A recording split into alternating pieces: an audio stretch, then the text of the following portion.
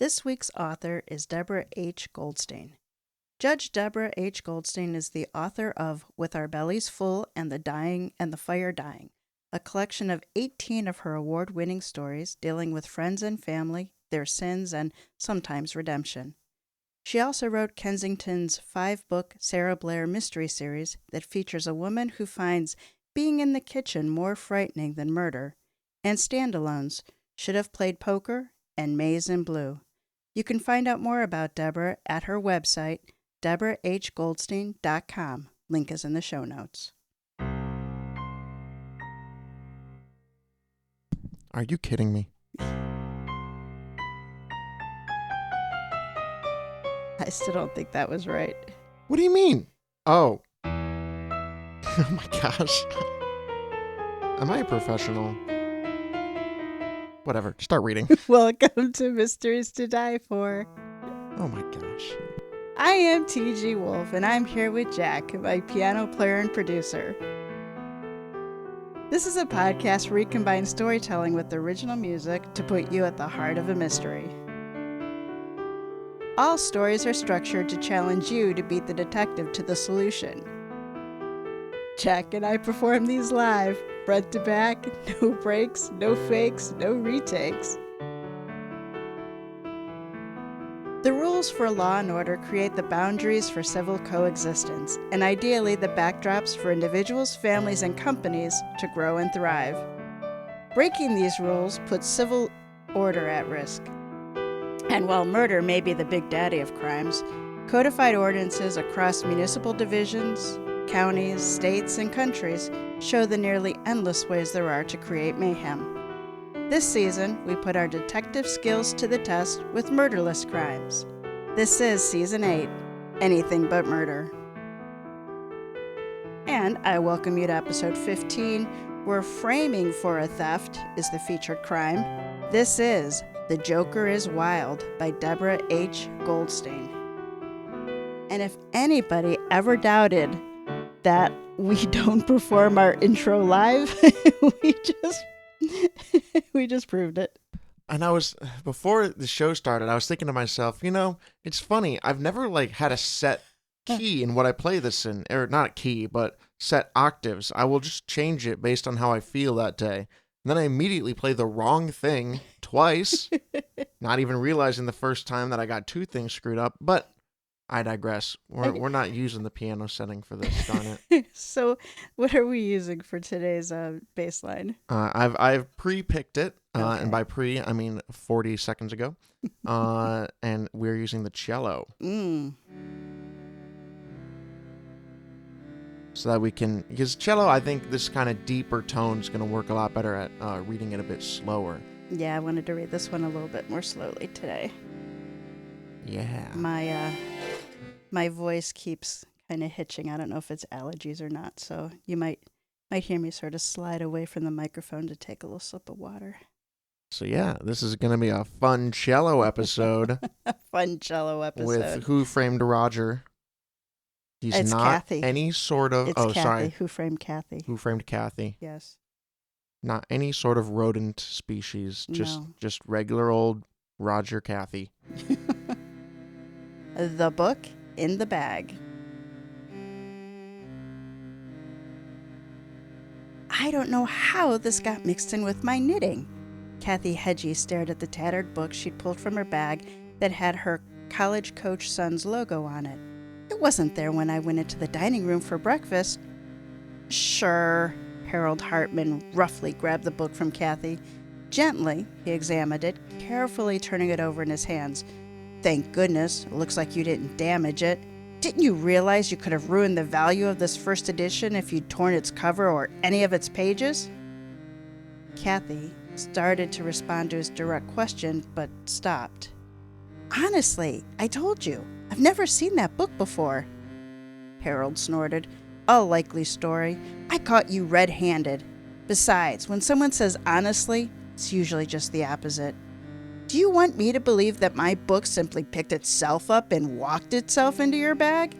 Or maybe it was a sneak pass like one of those Joker plays your son tried when his team lost on Saturday. Unlike how naive trying that play was, I wasn't born yesterday.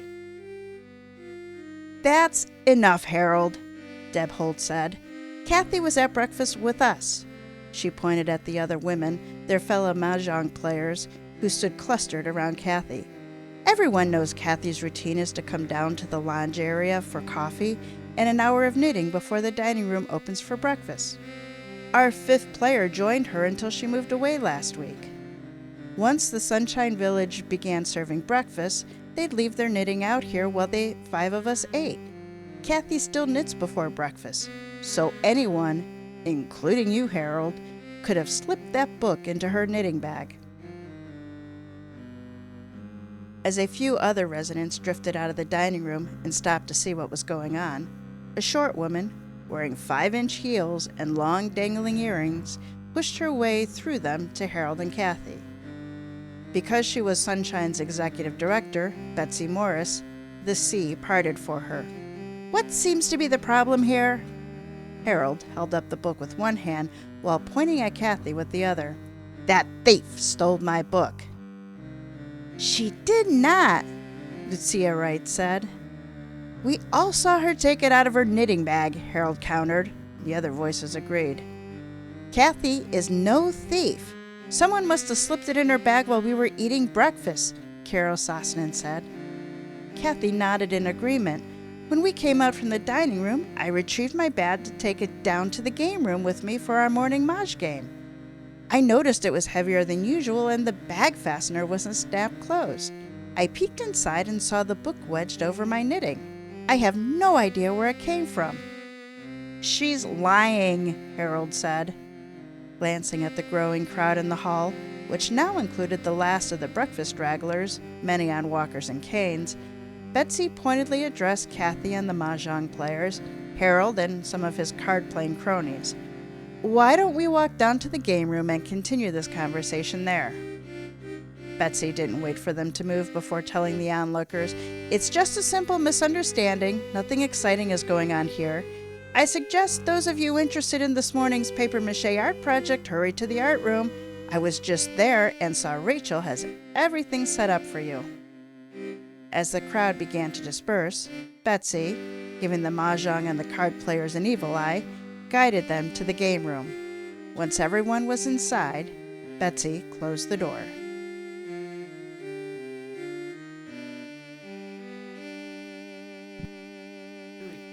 Whoops, my mic's been on the whole time. I just turned it off to try and talk. I really do like a lot of Deborah Goldstein's stories because she does such a great way at jumping right in and making exposition so seamless. Yeah. I do a terrible job at it in mine. I mean, I skip exposition in general. It's hard. I give up. Or either that or I just spout it. And really, also when I'm making them farces, it's easy to make them funny. But no, she does such a good job at making it all so seamless. No. Anyway. Accusations. The door hadn't even clinked shut when the accusations started flying about the discovered book. Harold breaking the non-smoking rule with his stinky cigar in the game room, the poker players taking over the mahjong players' table, and the food going downhill. The noise level escalated until Betsy raised a hand and yelled, "Stop! Everyone sit! I'm going to let each of you speak." She waited as the men and women filled the room center table or haphazardly pulled chairs from the other tables to make a second row around the main table. Harold, you're first. Harold held up the book. It's no secret, last week I went to the flea market and bought this signed book for $3 and am sure it is one of those unknown roadside treasures. Considering how you went on and on about it, I'd be amazed if there's anyone at our retirement home who doesn't know about your great find, Deb Holt muttered. Harold ignored her as he continued. I brought it downstairs to yesterday's game to get Michael's opinion. Everyone looked in the direction of a small man wearing Coke bottle glasses. Since Michael used to run a rare bookstore, I figured he'd have an idea of exactly how valuable the book is and where I could sell it. Sure enough, he told me, where everyone, including Kathy, could hear, that it could be worth a fortune. That's not exactly what I said, Michael corrected. What I explained is that because of my vision, I'm not able to fully evaluate the book's details, but that it could potentially be worth a fortune. I suggested Harold have my grandson, Jerry, look at it when he visits today. But you seem to think it was worth money, Harold said. More than $3, yes, but how much more? I didn't want to venture a guess. Anyway, Harold said, when I went to look for the book to bring it downstairs for Jerry to examine today, I discovered it was missing. I searched my entire room, but it was gone. Just as I walked into the lounge area, that thief was pulling it out of her knitting bag. Miss Betsy, I don't know who put it in my bag, but it wasn't me. Kathy began to cry. A string being lean, Carol Sosnan put her arm around the smaller woman. Hugging Kathy tightly, Carol said, It seems to me that Harold's accusations need to be taken with a grain of salt. As I complained to you last week, Harold and his cronies keep taking the table we've played on for the past 4 years, and he's been lighting his cigar in the game room. Not only is smoking against Sunshine's rules, but his stinking cigar is literally making Kathy and Lou so sick that we can't play. When Kathy asked him nicely not to smoke in the building, he blew smoke in her direction. That's why I came to you. Miss Carol, as I explained when we spoke, Betsy said, I understand how distressing not always getting your favorite table is for you and your friends. But the game room is a public space, so tables can't be reserved. I also promised you that although I was late for a meeting, I would remind Mr. Harold about our no smoking rule later that day. And she did, Harold said. I haven't lit up since we talked. He gestured toward Kathy. The important thing now is that she stole my book. Betsy pushed a strand of her black hair behind her ear. Mr. Harold, other than seeing Miss Kathy taking it out of her knitting bag, do you have any direct proof that she took your book? Isn't catching her red-handed enough? Not exactly, Betsy said. Although there is no question that the book disappeared from your room, and that you saw it in her hand after she took it out of the bag, there is also no dispute that her bag was left unattended while she ate. Was your room unlocked at any point in time? Well, that doesn't matter, but nothing, Lou said. Most everyone in assisted living never locks their rooms because there's always staff coming and going. Anyone could have walked in and taken the book. That's why, Betsy said, it would be wise if everyone buddied up and kept an eye on each other's things in the future. Whether it's a book or jewelry that's missing, you can't deny that watching out for each other may serve as a deterrent. If we're done with Harold's nonsensical allegations, I'd like you to address an issue that involves all of us, Miss Betsy, Deb said. Since you became the executive director, the quality of our food has deteriorated. Most meals seem to include mystery meat. Instead of a nice piece of baked chicken or fish for dinner once or twice a week, it seems like we've been getting an abundance of breaded frozen chicken tenders and dried out fish sticks. Plus, our weekly steak or hamburger night has been replaced with a mystery meat patty covered with gravy or meatloaf loaded with some kind of bread filler. Bernie, one of the card players, agreed that the food selections left something to be desired, but Larry, another of Harold's cronies, said, I haven't noticed any change. Then again, as a vegetarian, I stick to the salad option. Deb put her finger near her mouth and gagged. If you were a carnival, you'd be as frustrated as we are at how the food has deteriorated. Everything we serve meets the national nutritional standards, Betsy said. Besides, if you don't like what we have, you can always get the salad option or ask for grilled cheese, a peanut butter and jelly sandwich, or a scoop of tuna fish.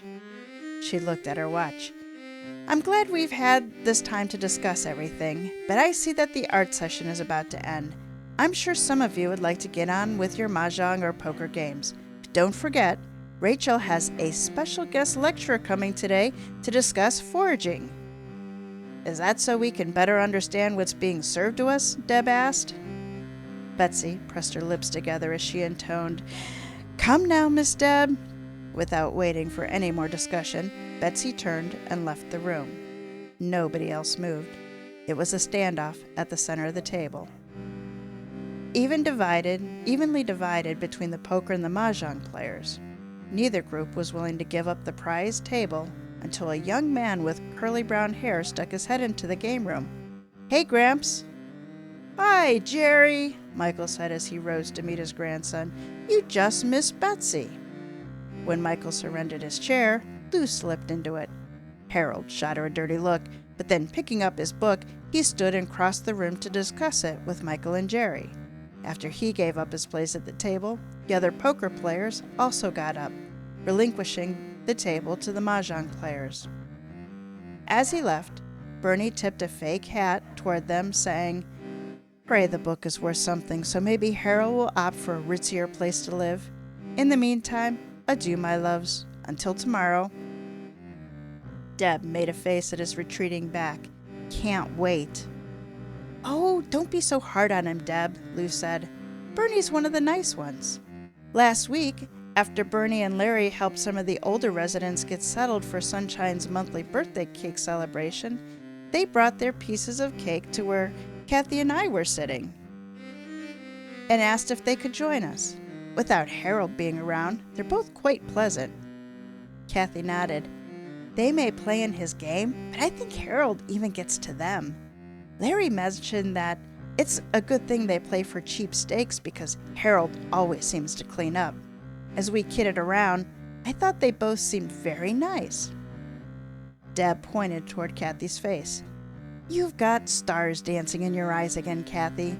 Better squeeze them shut so you aren't disappointed by reality." "Don't be so cynical, Deb," Lou said. "I've known Bernie since we took a magic class when we were kids. He really is a nice guy. Besides, you must admit that in addition to his baby blue eyes, Bernie having his own wavy hair and teeth makes him pretty fine to look at. In fact, most of the single women at Sunshine have targeted him as prime meat since he moved in 2 months ago." "Why don't you make a play for him?" Deb asked. Lou blushed. "It's one of those we've known each other way too long to ever be more than friends things." She glanced in Kathy's direction. "I'll let Kathy have a go at him." "Maybe you should rethink that. At our age, friendship can turn into companionship, especially when you've both lost your spouses," Carol noted. "Why not give him a chance?" Lou shook her head. "Like I said, I'll keep Bernie as a friend, and even put in a good word about Kathy to him. I think they would suit each other well, so why not let her catch him?" Deb laughed. "To Kathy, every man at Sunshine is a nice catch." "That's not true," Kathy protested. "Harold isn't." "Ladies," Carol said, "enough arguing about who's nice and who's not. You're acting like you're making a list of who's been good and who's been bad for Santa." "I can tell you which list Harold would be at the top of," Deb said. "Are we going to play?" Without waiting for an answer, she walked to the cabinet where they kept their mahjong set.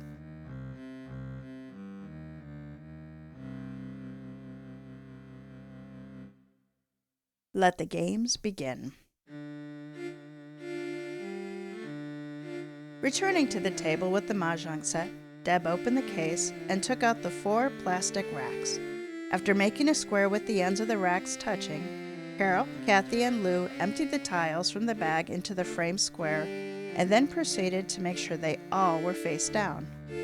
While they mixed them, Lou noted, "We really need to find a 5th soon. At my age, I need to stretch and take a bathroom break every hour." Laughing at Lou's observation, Carol said, "Deb, you be east." "Okay."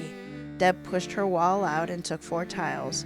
After everyone had 12 tiles, she took the top tiles in the 1st and 3rd position, while the others simply took a tile in sequence. This left Deb with 1 extra tile as they did the Charleston passing. 3 tiles right, across, left, left, across, rights. Curtsy option. Once everyone was ready to proceed, Deb threw her extra tile. 2 crack.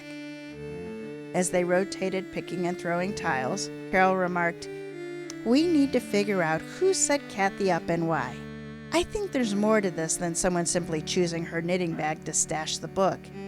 It feels like it was planned. That sounds paranoid, but true to me, Deb agreed. But why? Lou asked. That's the $64,000 question, Carol responded.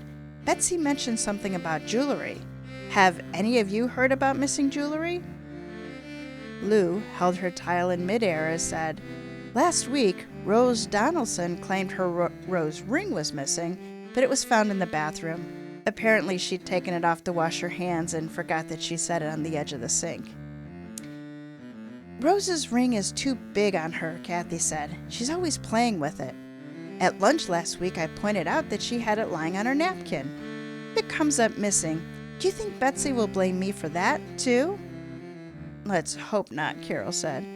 Still, the fact that Betsy mentioned the jewelry makes me fear something is up. Perhaps, Deb suggested, Betsy is going to sell some of the residents' jewelry to improve the food. I definitely think she's playing games to make the budget line look improved. She probably gets a bonus if she does, so why not help it out with a bit of jewelry or some other personal item, like Harold's book, here and there. They all laughed at the idea of Betsy raising food money or improving her budget line by selling residents' possessions, as Carol called a 4-dot, putting up a joker to take the place of one of the tiles she needed. After they played 2 more hands, the door to the game room opened. It was the poker group, minus Michael. Harold, scowling and chomping on a cigar, led the way to the table next to the mahjong players. He dropped the book that had been the subject of the morning's controversy on the table and then placed his good lighter on top of it. Deb smiled at him and asked, How did it go with Michael and Jerry, Harold? Are you going to be a millionaire? Harold grunted. He pulled a deck of cards from his pocket, shuffled them, and began dealing for 5-card poker. Well, nothing, Harold replied. As Deb attempted to suppress a giggle, Lou turned toward Bernie. I gather Jerry's valuation was less than he hoped for? Bernie picked up his cards. According to Jerry, the book is only worth about $50, if that.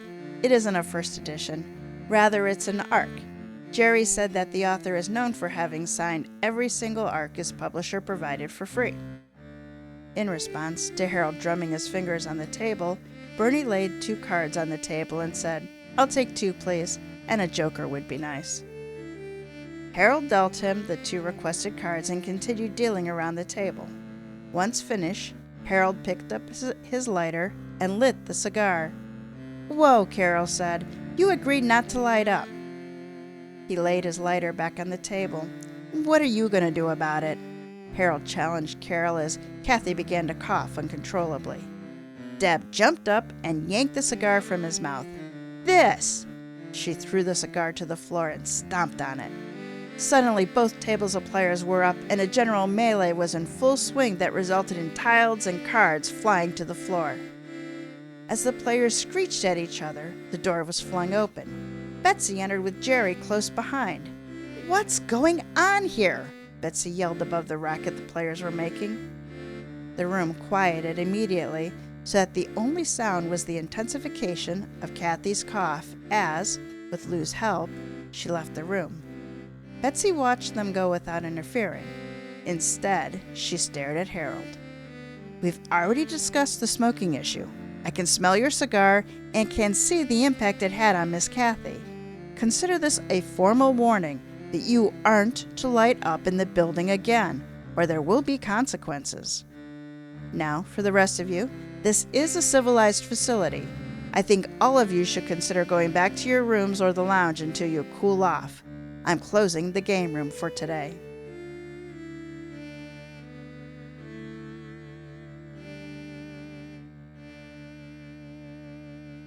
And the games continue. When Deb led the mahjong players into the dining room for dinner, they saw Bernie, Larry, and Mo sitting at the table where the women normally sat. Bernie waved. What are those 3 stooges doing at our table? Deb said. Wait, Carol said. She glanced at Kathy, who walked to the table. Hi, guys, Kathy said. I hope you're feeling better, Bernie said. Oh, much. Using my inhaler and laying down helped. Bernie glanced down at his hands. That was a stupid thing for Harold to do. I have to give it to your friend for what she did. Deb doesn't always think about the consequences before she acts, but today I couldn't have been more thankful to her. Kathy glanced back at the mahjong players standing by the dining room entrance. I know we've been competing over the game room table, but when did your group decide to take our dining room table, too? Oh, this move wasn't our decision. Betsy redid the dining room table assignments. He pointed toward a bulletin board near the mahjong players, where the mahjong players stood. She posted them on the board. I think, now that you're down a player, she gave you one of the rectangular four-tops on the back wall that a small table can always be added to. How convenient, Kathy said. Speaking of you having 5 people for dinner, I only count 3. Where are Michael and Harold? Oh, they'll be here shortly. Here's Michael now, Bernie said. Jerry gone? Yes, Michael said, slipping into the open chair near where Kathy stood. He acknowledged her, then carefully poured himself a glass of water from the pitcher on the table. Where is Harold, Bernie? Mo asked. Oh, he said something about a nap. Maybe he's still asleep. No, Michael said. He called me a half hour ago to ask if I had the book Jerry valued or his lighter. Well, both were on the table in the game room just before we all got kicked out of there. Maybe, Bernie suggested, he didn't pick them up. We left the game room quickly, but I would think he would have remembered them on his way out. You would think so, Michael said. He's an odd guy, though. Jerry offered him the $50 he thought it was worth, but Harold refused. Well, who knows with Harold? Maybe he wants a second opinion, Kathy said. I better get back to the mahjong girls. I don't look happy with our table assignment. Just before Kathy and the other players reached their new table, Harold, his ever-present cigar clutched in one hand and the book in the other, burst into the dining room, followed by Betsy. He made a beeline toward Kathy. Although Deb and Lou maneuvered their bodies to block Harold from reaching her, they couldn't stop him from yelling, You thief! It wasn't enough you got away with stealing my book the first time, but now you've gone too far. What are you talking about, Harold? Lou asked. Her! He pointed the hand, his unlit cigar, in Kathy's direction. This time there's no possibility of someone else having put my property into her knitting bag. My book and gold lighter were in her room, under a pile of towels.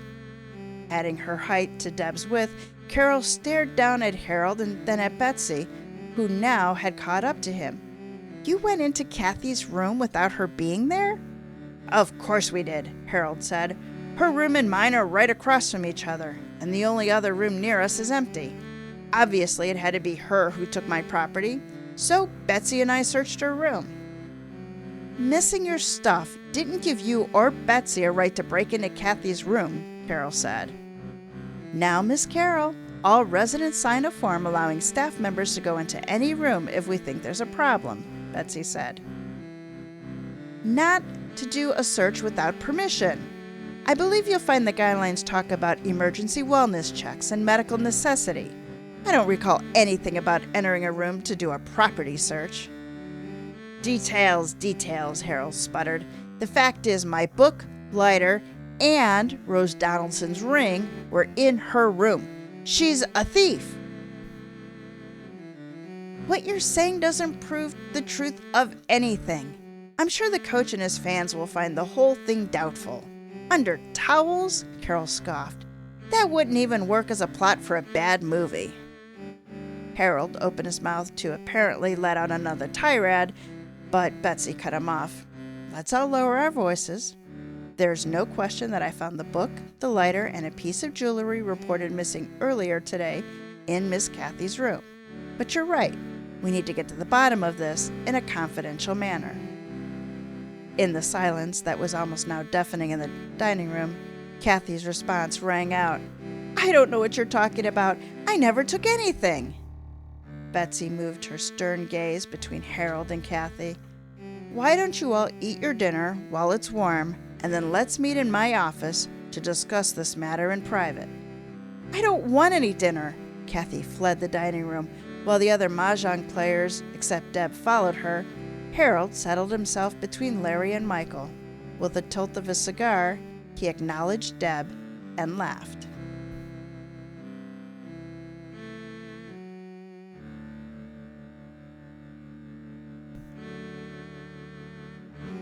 The plot is boiling over. This is the second story in the row that's used boiling as a chapter title. 2 weeks ago, which might or might not have been an hour ago for us, but we'll say it's 2 weeks ago.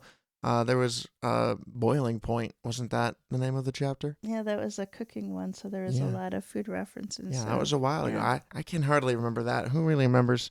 It was a great story. I definitely... It's like we're in a time warp continuum.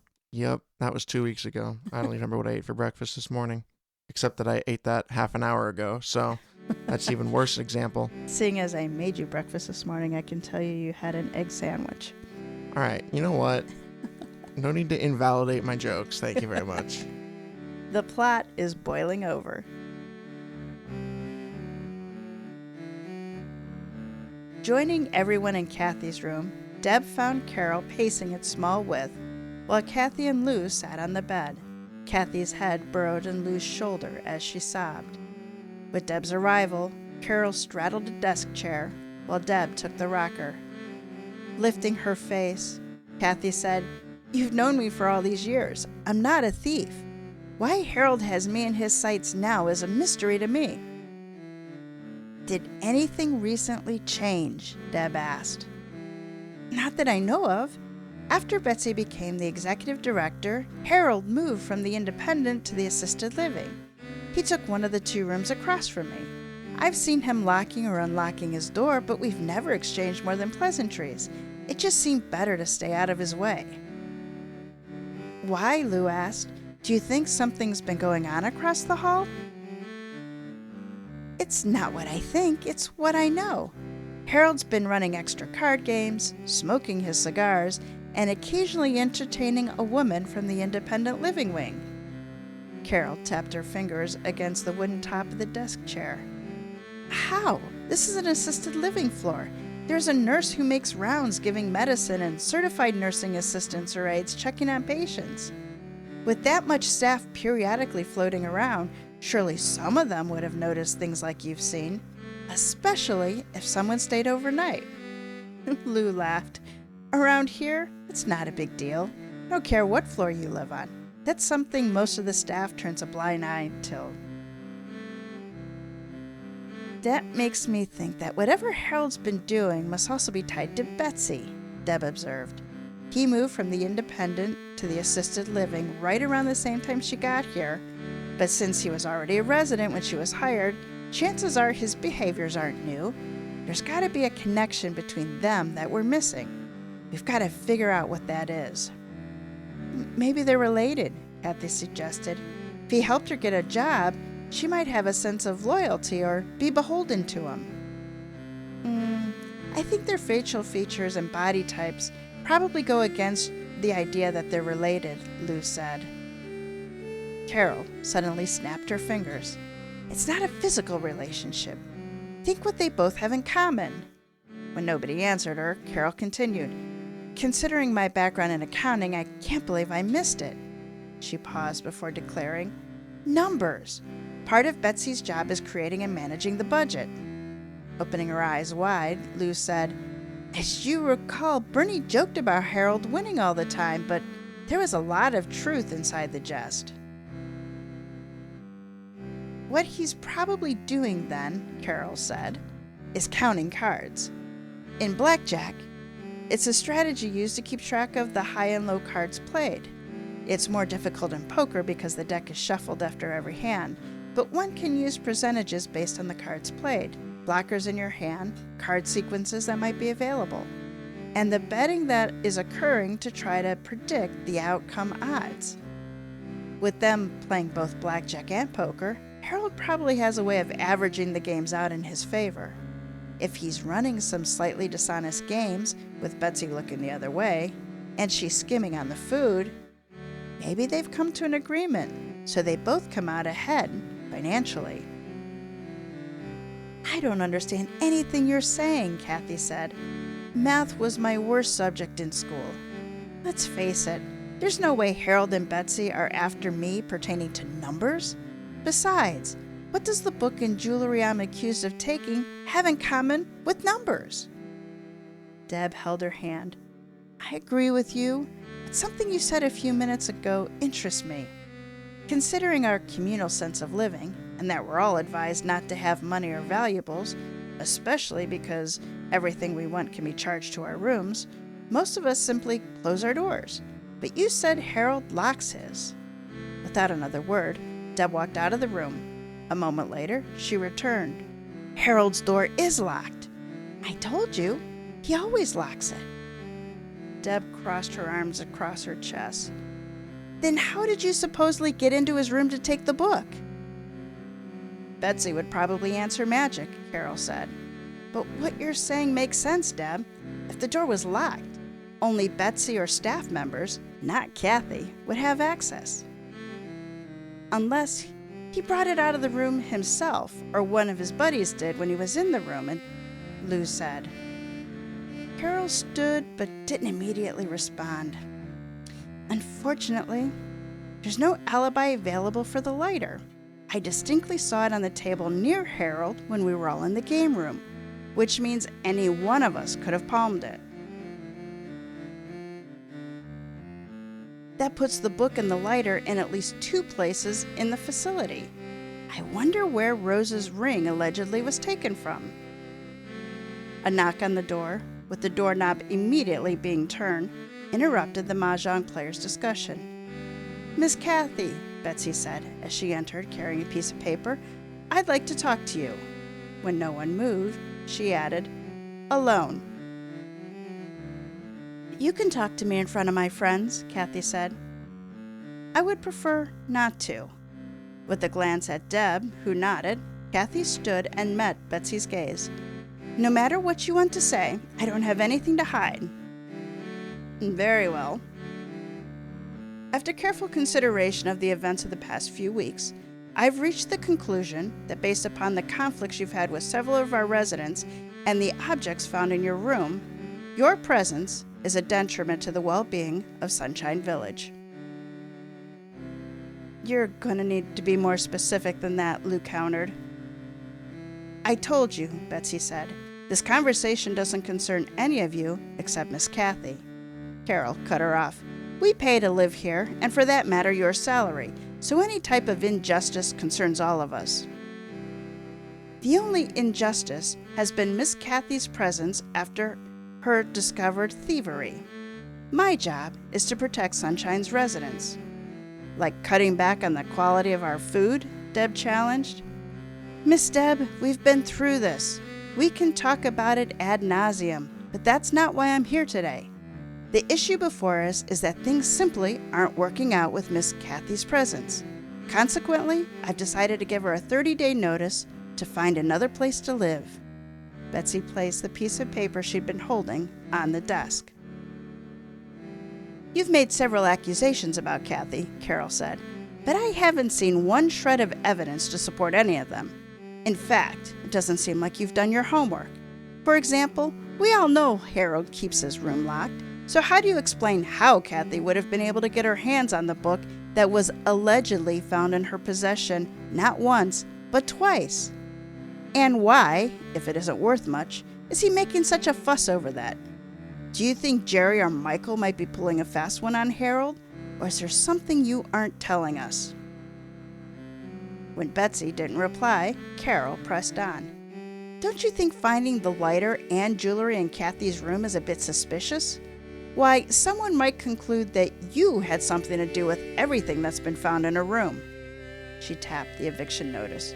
Perhaps you better rethink this if you don't want to have to defend yourself against a lawsuit from her son.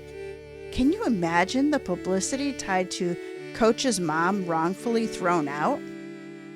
Snatching her notice letter off the desk, Betsy said, We'll talk about this situation more later. Smiling, Deb stood and grabbed a bag of cookies from the shelf above Kathy's desk. Opening it, she reached in, took one, and passed the bag to everyone else. As Deb was about to bite into hers, Betsy said, "Are you sure you need that, dear?" On that note, Betsy left. Deb ate her cookie and said, "That Dudget. That witch fat shamed me. The gloves are coming off. Think it's time we confront Betsy and Harold at their own games. Everyone in?" They're in a retirement home. Let them eat what they want. Right. My God, Enjoy your cookies. Betsy. Revenge plan. The next morning, Lou and Kathy were sipping coffee at a table near where a continental breakfast was set up for residents. When Bernie, Michael, and Larry entered, Lou called out to them, "Bernie, would the three of you like to join us?" After glancing quickly at the other two men, Bernie replied, "Sure, let us get our coffee. Do either of you want another pastry or croissant?" "No thanks," Kathy said. "I have to be a little careful to keep this girlish figure." Larry let out a low whistle. "You're doing a mighty fine job of that." "That's so kind of you, Larry," Kathy said. "I try." She patted the chair next to her. "Bernie, why don't you hurry and get your coffee?" When the three returned and were settled with their breakfast, Lou said to Bernie, "It's been a lot of years, hasn't it?" "More than I like to count," Bernie said. "I was really sorry to hear about Dan's death. From the obituary, I saw he followed his dream to become an aerospace engineer." "He did," Lou said. "I wish everyone could have been as lucky as he was to find a career that incorporated all of his passions."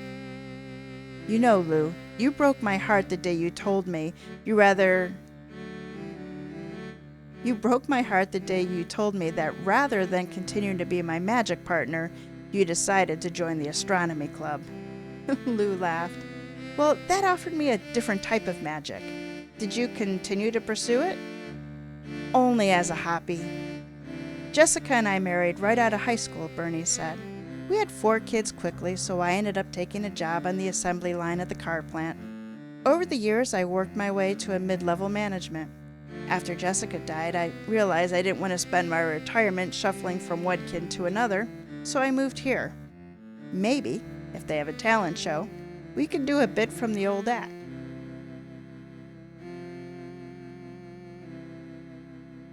Kathy turned toward Bernie. "What kind of act did the two of you have? Did you saw Lou in half or make her disappear?" "Oh no," Bernie said. "We specialized in sleight of hand tricks. This lady could as easily make a quarter disappear as she could pull a rabbit out of a hat. But for the most part, we stuck to card tricks. We were particularly good at the art of distraction, while we slipped aces up our sleeves or surprised people by figuring out which card they had cut and flipped in a deck." "Did either of you take up magic?" Kathy asked Larry and Michael. "Not exactly," Larry said. "My specialty was cars." He sipped his coffee. "Did you sell them?" Lou inquired. Larry laughed, held up his hands. "Let's just say I was no angel in high school. I was the guy who could hotwire anything for a joyride. After one ride too many, I got caught. My dad got me off with community service, but he marched me down to junior college and signed me up for a mechanics course. Best thing he could have done for me." The grin slipped from Larry's face. "I only wish you could have lived to see me graduate and eventually open my own shop." Lou placed her hand over Larry's. "I'm sure he's up there somewhere. Your dad is proud of you." "All these years later, I'd like to think so," Larry said. "Excuse me, I need to refill my coffee. Anyone else need anything?" He barely waited for a response before leaving the table. The 4 watched him go. Michael was the first to speak. "There's a special relationship between a father and son. I was lucky. My kid not only took an interest in my love of rare books, but he also followed me into the profession.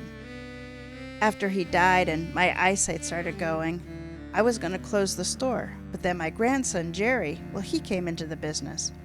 Until my eyesight finally forced me to retire and move to Sunnyside, we worked side by side." "So Jerry's running the business?" Lou asked. He's not only running it, Michael said, but he's managed to expand it. Besides dealing in rare books, he's built up a signed hardcover event and mail order business. I'm not sure I understand how that works, Kathy said. Well, Jerry holds author events where he sells books live, but he also gets the author to leave him a pile of signed copies. Using the mailing list he's cultivated, Jerry lets people know he has a signed bestseller originals available to be purchased and mailed to them. And then, that and some expansion he's done with rare book sales are proving to be most lucrative. But selling author copies can't possibly be as exciting as handling a old first edition, Kathy said. Michael shrugged. Well, I feel that way, and I'm not sure he does. He's more transactional, always looking to make a buck. I'm just glad Jerry's keeping the business alive, and that in the last 6 months, he's taken to visiting me regularly, even if he keeps reminding me that his generation does business differently than mine. Oh, that they do, Lou agreed. They even play different games than us. My grandson is big on trivia contests, and when he comes to see me, he lets me know that trivia takes knowledge, while to him, poker and mahjong rely on luck to get the jokers. Speaking of luck, I gather Harold is especially lucky. That's true, Bernie said. I used to think he was cheating, but other than maybe realizing one of us leads forward with a good hand or sits differently, he isn't, as far as I can tell. Two of our players, Carol and Deb, are like that. They're both analytical and watch for our tells. Kathy leaned back in her chair. You know, it would be fun to pit them against Harold. How do you propose to do that? Larry asked. Well, they both play cards as well as mahjong. How about part of our group challenges part of your group for who gets control of the center table in the game room? You put up 3 players, and we'll put up 3 players for a friendly 5-card poker game, Joker's Wild. Whichever team has the big winner gets the center table without any more jockeying for it.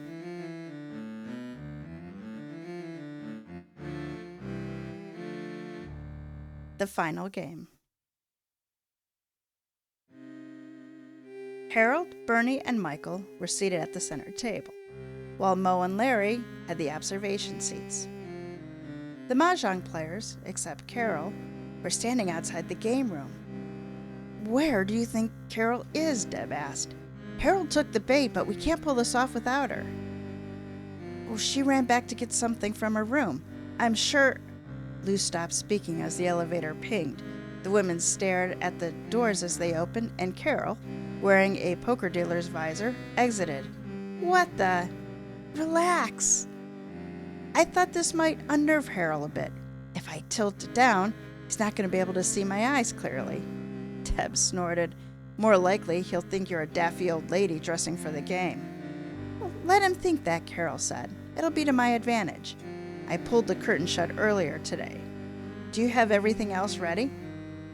Carol held up a deck of cards while Kathy raised her hand, revealing a slim diamond tennis bracelet with its clasp undone.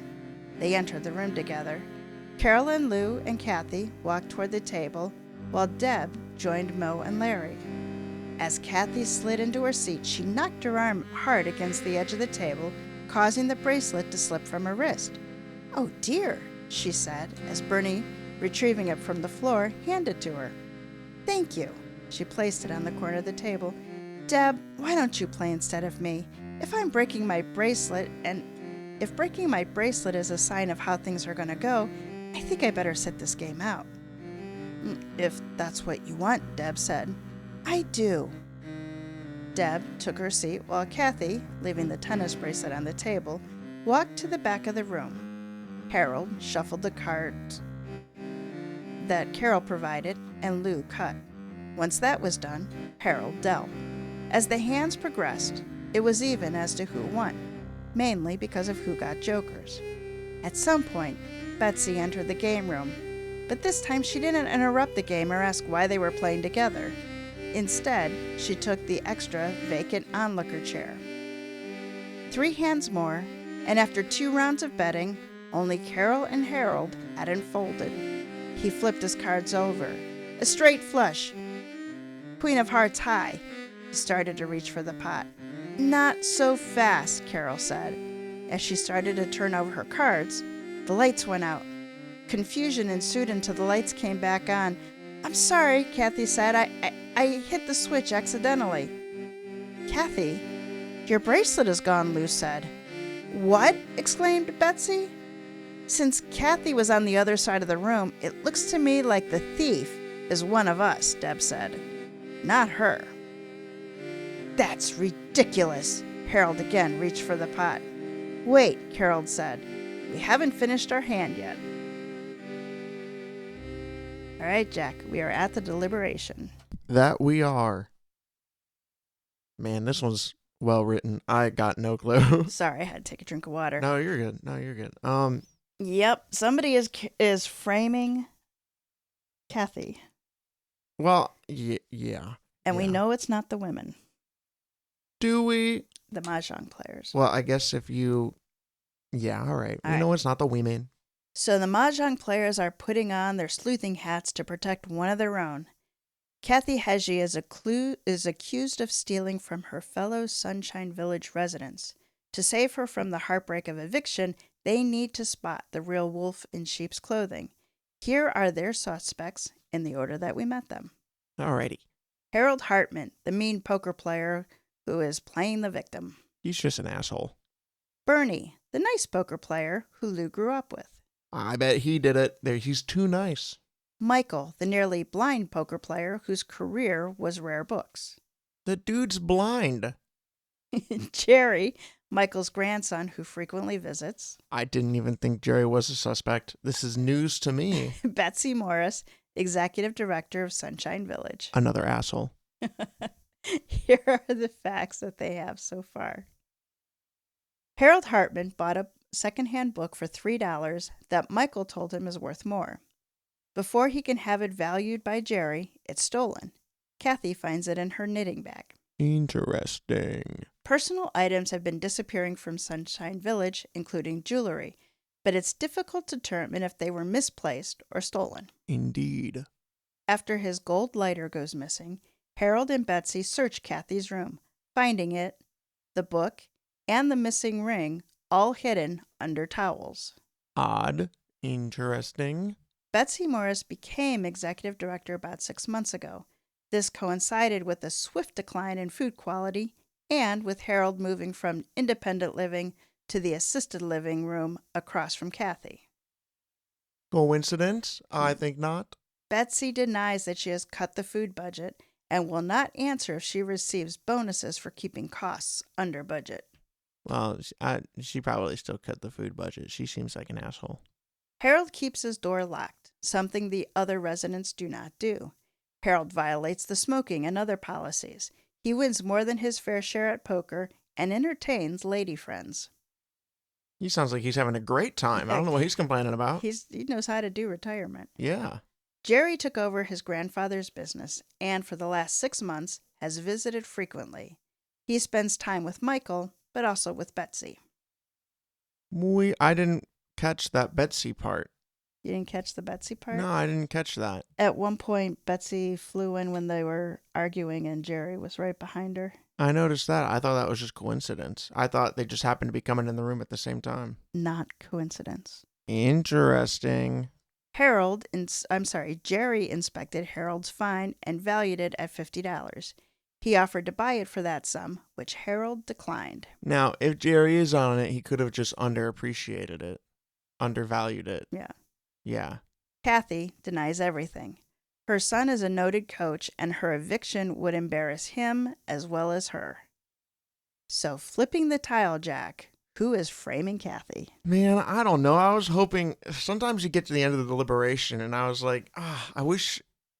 Sometimes you basically just tell me in the deliberation who did it. It's really nice. That means I do a really bad job writing the deliberations. Nah, sometimes it means the clues are just all very evident. Like, especially in mine.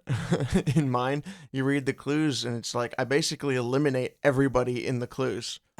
Outspokenly. Well, can which you is why eliminate I'm not anybody? a professional author. Um, You said Michael because he's blind. I mean, here's the thing: if Jerry and Betsy are doing something, there's a chance Michael is involved.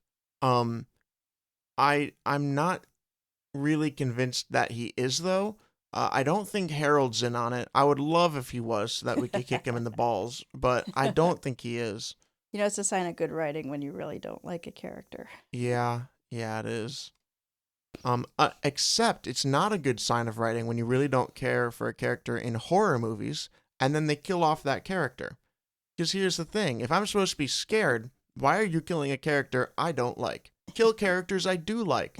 So many horror movies that are cheap will not kill a character that you like. And if they want to, right before they die, they'll be like, actually, he was a pedophile. And you're like, great. I think you were on a really, really, really strange tangent there.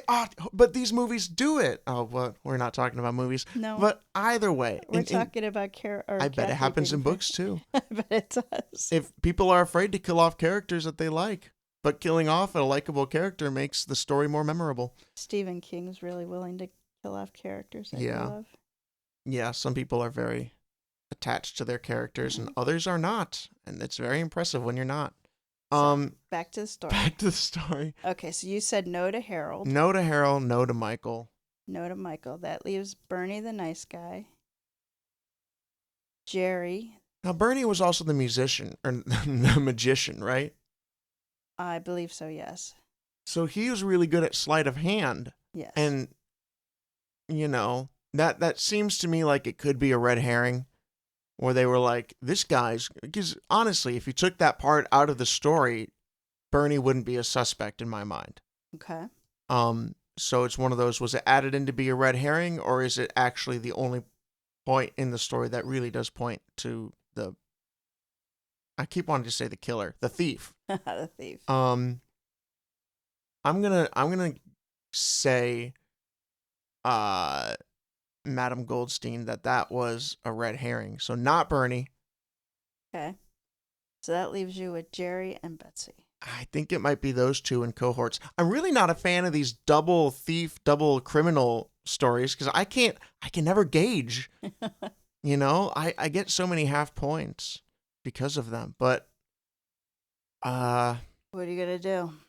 I don't know. I can't see the connection between the two characters is the thing. Because again, only that one little scene to me is what connects the two of them. Mm-hmm. And so is there a real connection or am I just making it up? But you said there's a real connection and you know who the killer is. So maybe I just got to game this more. Jerry seems like an honest enough guy, but he is expanding and, you know, that can lead to greed. And so we could assume he's in on it. I don't really see enough of him. Betsy's another one where everything is pointing at her. So maybe I shouldn't say it's her because it's... Wow, this one's hard. All right, we're gonna go with Jerry. I'm not sold on anybody.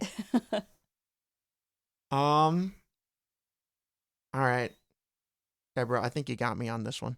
We're gonna go with Jerry and Betsy just because I have to pick this century. You know. Okay.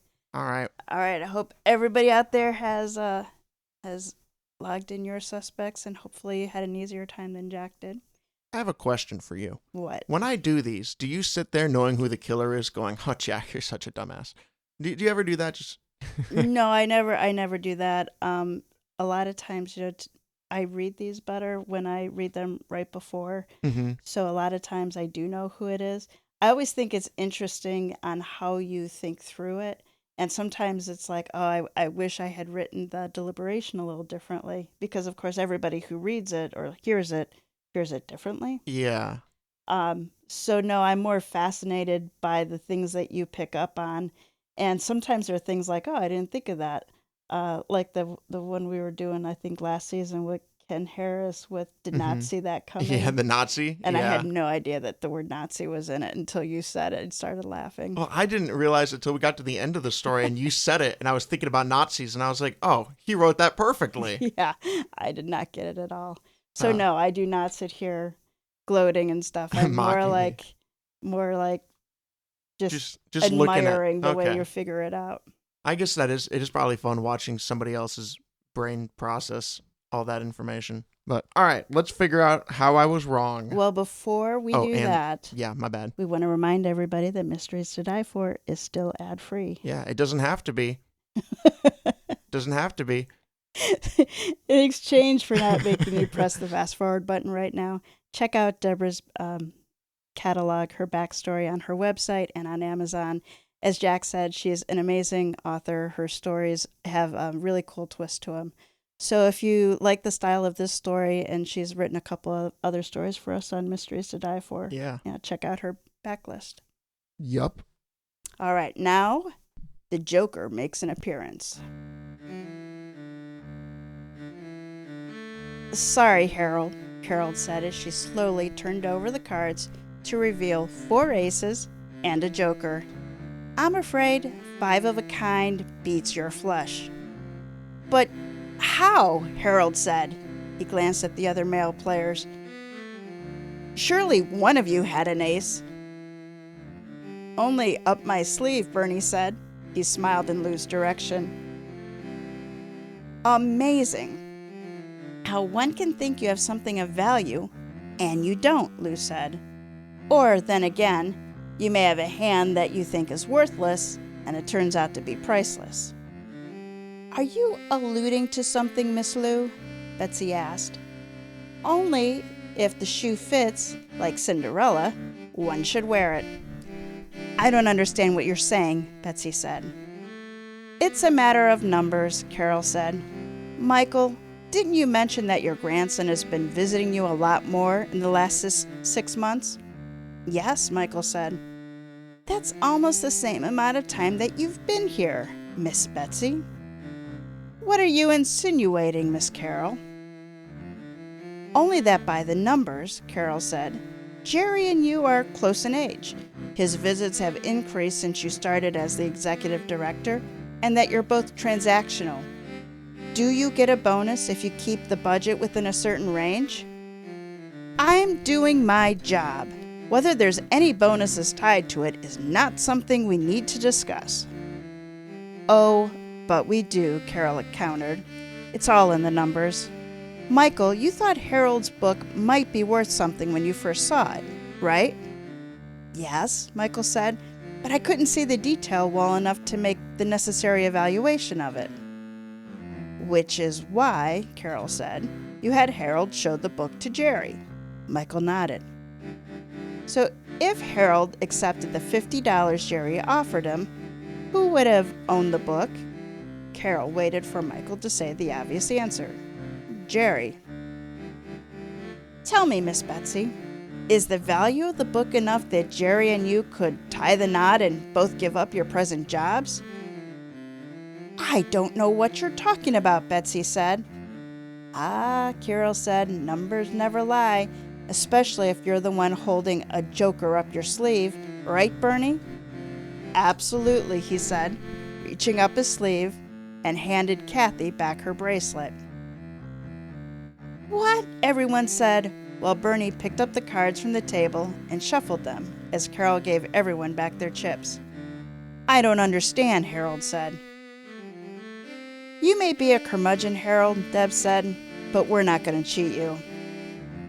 A little distraction gave Carol the chance to beat you. It was all in the perception of the moment. Right, Bernie? Lou said. Always right. Bernie dealt the cards.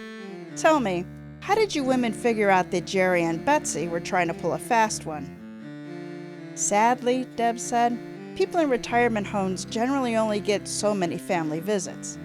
Michael's grandson increased his visits frequently after Betsy began to work here. I'm so embarrassed, Michael said. I thought he was just being a good boy. He was, Lou assured him. At least Jerry was part of the time. When you brought him Harold's book and he realized the value, he saw a way for Betsy and him to escape the hustle of their daily job responsibilities. So he lied to me about the value of the book, Harold said.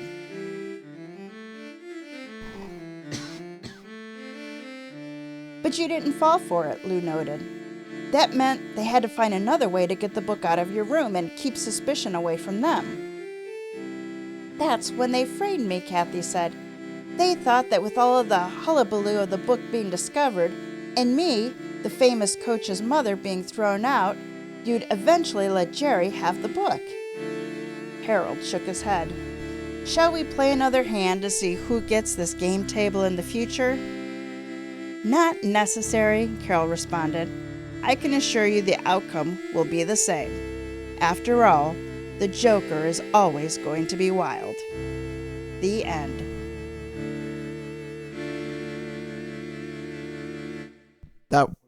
Whoops, I just turned off my mic halfway through talking. That was... You got it right. How did I do that?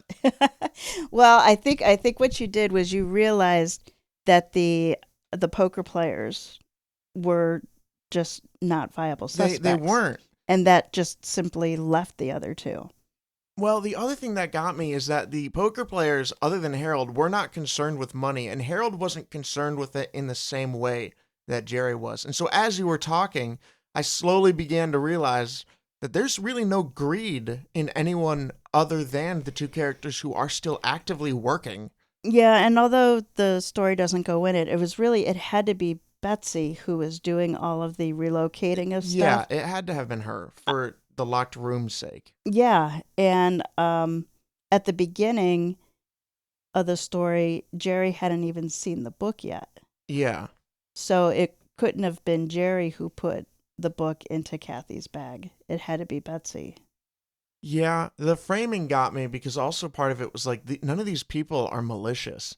And Betsy, the red herring that really got me was that she was a bad person. And I don't like to accuse people in stories who are bad people because they seem obvious. She just was an asshole. Through and through, she was the worst. Like, we hated her during the story. We hate her at the end of the story. Amazing. Harold had no redeeming quality, really, but still, finding out that he's just accusing people, and he was, I mean, in his defense, he was played, he was tricked, he was taken advantage of. Yeah, so he was a grumpy old man. He's a victim. He was a grumpy old man, and then he was taken a victim. He looks bad because he just gets grumpier. Yeah, and he was just taken advantage of. I mean, that's awful. But being grumpy, he didn't pull into it. I guess if he had sold the book for the $50, then the story would have taken a different direction because they would not have framed Kathy. What I don't get is that if Jerry and Betsy were so determined to get that book and $50 didn't work, why didn't you just up the amount? Like, if it's worth that much money, give him $300. Well, that would only, with the curmudgeon like Harold, would only make him more curious and want to get a second opinion. So you really got to play it off like, oh, man, I'm being generous giving you 50. Maybe I could sell it for 60, 65. Yeah, but I'm just surprised they didn't do any sort of mad scramble to get it. I mean, I guess now that I think about it, their solution was probably just to go steal it later. Yeah. Because they have the ability to, and they would have just framed Kathy. Yeah, I guess they could have ultimately stolen it, and all the attention would have gone to Kathy. Yeah. And she was just a randomly selected victim. Yeah, and they probably should have picked someone less likable. Poor Kathy. Should have picked the Deb character. Maybe someone with a bit more spunk, but still, yeah. So I did a little research on frame-up jobs. Oh, yes. And, it's one of those things where there's a couple articles about it. It seems like it's a little bit hard to capture, but I found one example, not exactly the same type of frame-up as we just read, but it was just stunning, and many of you probably heard this story. So they do happen, and often it's when misinformation is taken as fact, as it did happen in our case, and then it's compounded by flaws of a legal system that's really driven to closure. So there is a stunning example of this back in 2002 when a rape accusation was lodged against Brian Banks. He was 16 years old and a standout football player. His accuser was a 15-year-old, Juanetta Gibson. She and Banks had made out in a stairwell of their high school, and by the end of the day, Banks was arrested. There was no physical evidence against Banks, but he faced the potential sentence of 40 years, or what he thought was an 18-month deal. So he pleaded no contest. The judge sentenced him to 6 years. Banks served the sentence and then was listed as a registered sex offender. Gibson's family sued the school district for lack of security and won a $1.5 million settlement.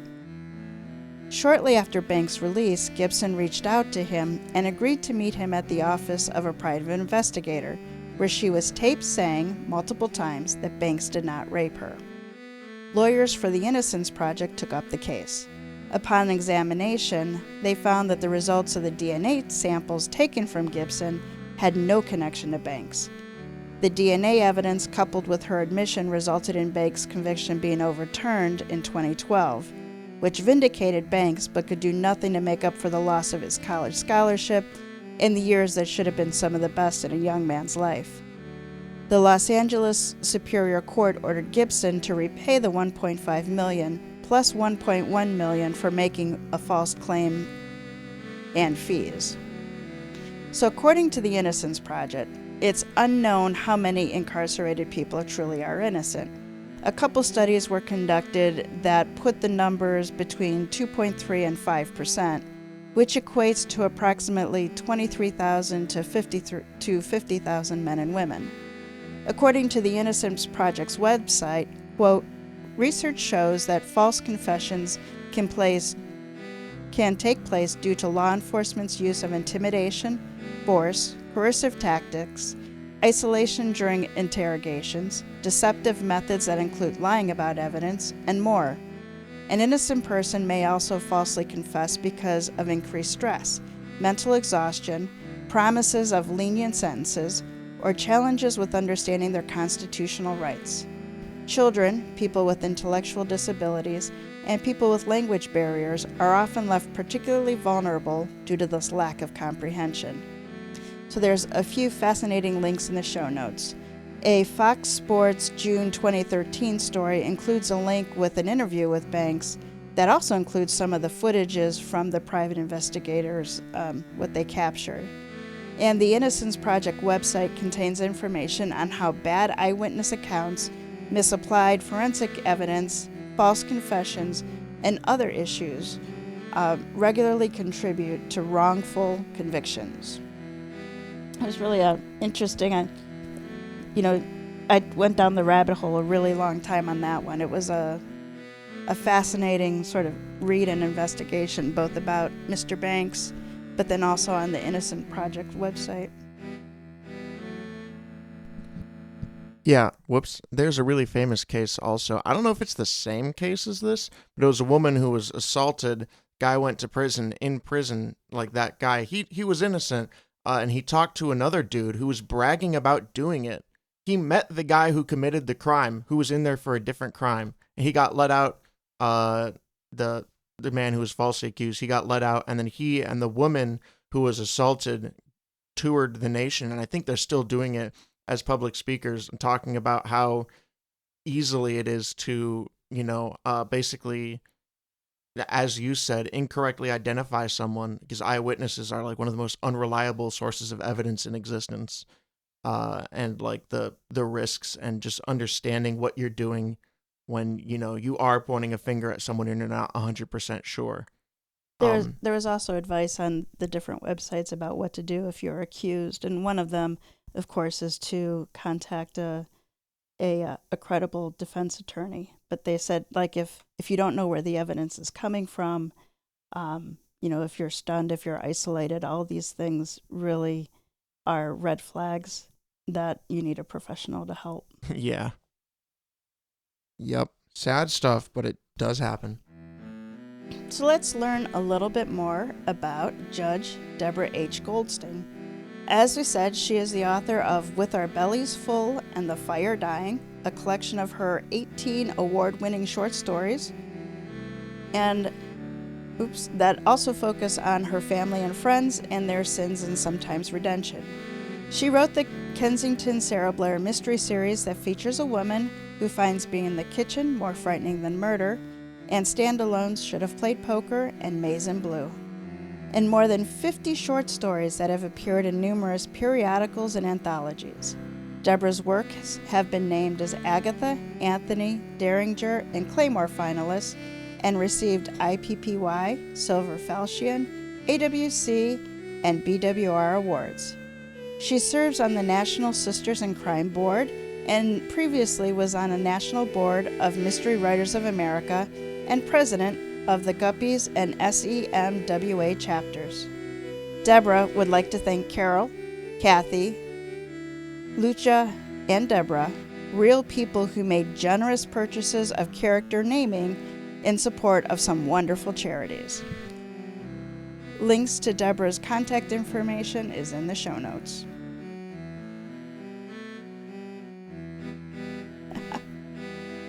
So that wraps up this episode of Mysteries to Die For.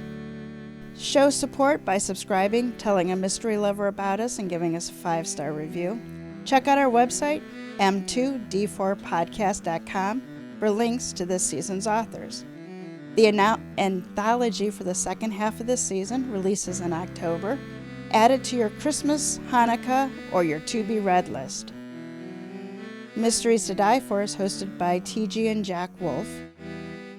The Joker is Wild was written by Deborah H. Goldstein. Music and production are by Jack Wolff.